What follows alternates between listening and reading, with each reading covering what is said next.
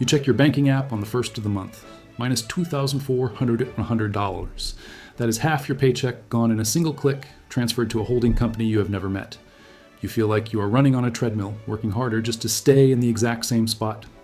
You aren't imagining it. The game has actually changed. They tell you that soon you will own nothing and be happy, but that isn't a new idea. We have been here before. History calls it feudalism. We are sliding backward into a world where a tiny elite owns the earth and everyone else just rents space on it. You aren't a capitalist anymore. You are a modern serf. To understand why you can't buy a house today, you have to look at how the world worked in the year 1200. Back then, society was simple and brutal. You had the lords and you had the serfs. The arrangement was clear. The lord held the title to the land. The title was the ultimate asset. He didn't have to plow the fields, plant the seeds, or break his back harvesting wheat in the rain. He simply owned the asset. The serf provided the labor. He worked from sunrise to sunset just to stay alive. At the end of the harvest, the serf kept enough grain to not starve, and the rest went up to the castle.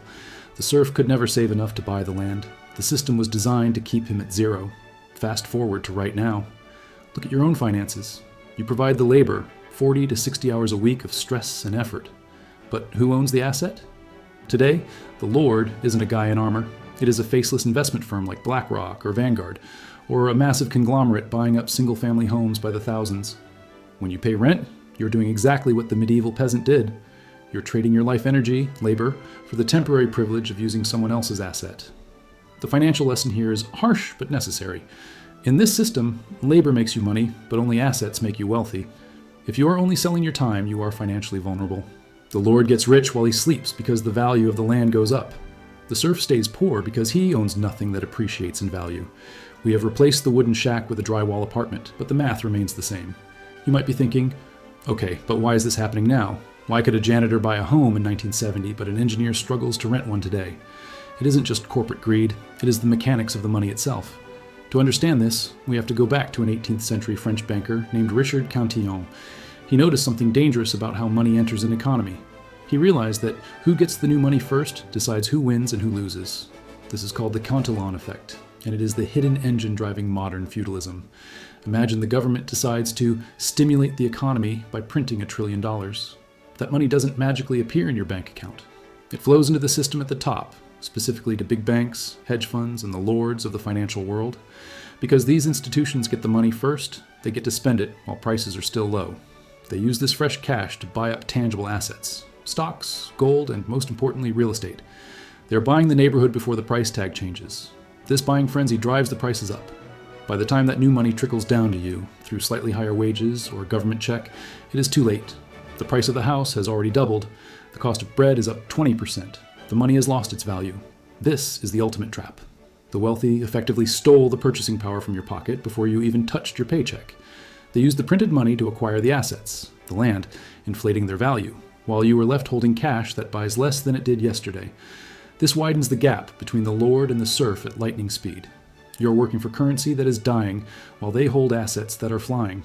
We often assume that a strong middle class is the natural state of the world, but if you look at the last 5,000 years of history, it is actually a total anomaly. For the vast majority of human existence, you were either royalty or you were dirt. There was no in between. The mid-20th century was a rare, golden exception. For a few brief decades, the gate between the serfs and the lords was left unlocked. Ordinary people with regular jobs, factory workers, teachers, tradesmen, could afford to buy a piece of the planet. They could purchase a home. This was revolutionary because owning a home meant you had a hedge against inflation. You had an asset that grew wealth alongside the rich. You weren't just a laborer anymore, you were a stakeholder. But that window is slamming shut. We are reverting to the historical mean. The new lords realized that a property-owning middle class is expensive and hard to control. A population of renters is much more profitable. Look at the trends. Wall Street isn't just buying skyscrapers anymore. They are buying the 3-bedroom house in the suburbs that used to be your starter home. They are paying 20% over asking price in cash, sight unseen. They aren't buying it to live in, they are buying it to add to a portfolio, turning a neighborhood of owners into a revenue stream of permanent tenants. This is the great deletion of the middle class. By pricing regular people out of ownership, they are effectively kicking you off the ladder. If you cannot own an asset, you cannot pass down wealth. If you cannot pass down wealth, your children start from zero. This creates a generational cycle of poverty that looks almost identical to the serfdom of the 1200s. The ladder is being pulled up, and if you're not holding onto a rung right now, the fall is a long way down. It isn't just the house. The philosophy of usership over ownership is bleeding into every corner of your financial life. This is the second pincer of the modern feudal trap. The goal of the corporate world today is to turn every product you used to buy once into a service you have to pay for forever. Think about how your parents consumed music or movies. They bought a record or a cassette. They owned that physical object.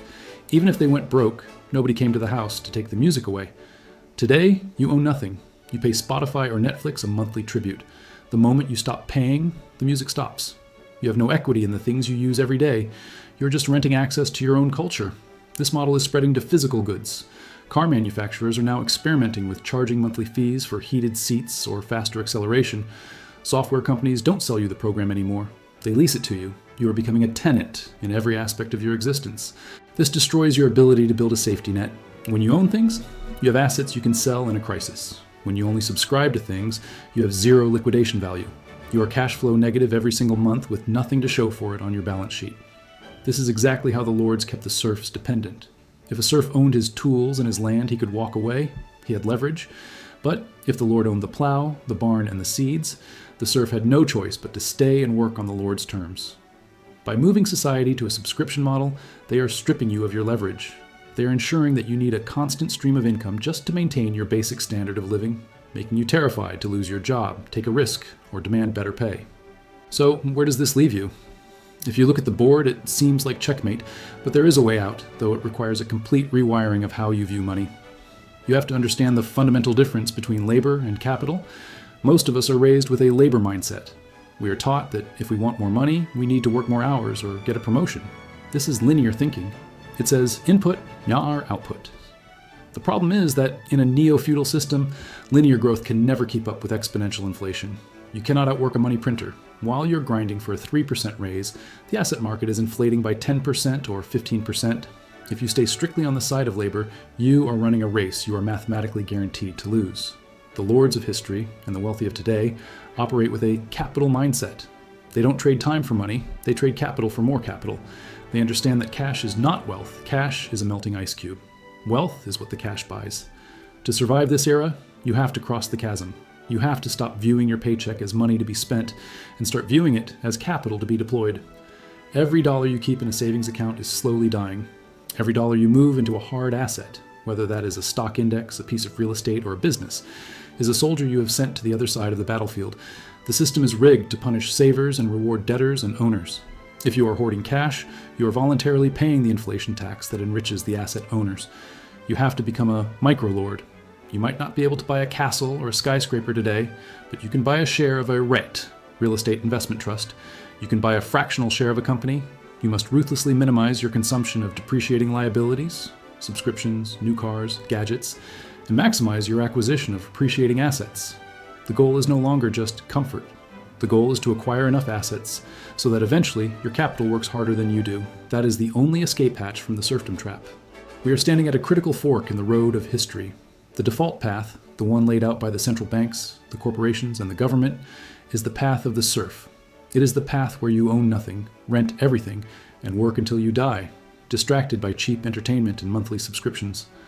It is a comfortable cage, but it is still a cage. But there is another path. It is steeper, harder, and requires sacrifice. It is the path of ownership. History teaches us that the class divide is not an accident, it is a design. But history also teaches us that systems eventually break or change when enough people understand how the machine works. The feudal system of the Middle Ages didn't collapse because the lords got nicer. It collapsed because the economic reality shifted, and people gained new leverage. You have tools today that a medieval peasant could only dream of. You have access to information. You have the ability to buy assets with the click of a button. You have the ability to educate yourself on financial history rather than just accepting the narrative on the news. The window to secure your independence is shrinking, but it is not closed yet. You cannot change the fact that the money printer is running. You cannot stop BlackRock from buying neighborhoods, but you can change your position on the board. Don't let the complexity of the system scare you into inaction. That is what they want. They want you to think finance is too hard, so you hand your money over to them to manage. Reject that. Take the reins. Decide today that you will not be a passive tenant in your own life. You are building a castle, brick by brick, asset by asset. The era of the new serfdom is coming, but you don't have to sign the contract. If this video opened your eyes to the reality of the economic machine, you are exactly who this community is for. Most channels will tell you what stocks to buy. But here, we explore why the system works the way it does. We study the history of money so we don't get trapped by its future. If you want to survive the transition to this new economic age, you need to be armed with knowledge. Make sure you subscribe and hit the bell notification. We are going to be breaking down every major financial trap in history, from the Roman currency collapse to the Weimar hyperinflation, to show you how to protect your wealth today. I want to hear from you in the comments. Do you feel the shift toward rentership in your own life? Are you seeing it in your city? Let me know down below. Class dismissed. I'll see you in the next episode.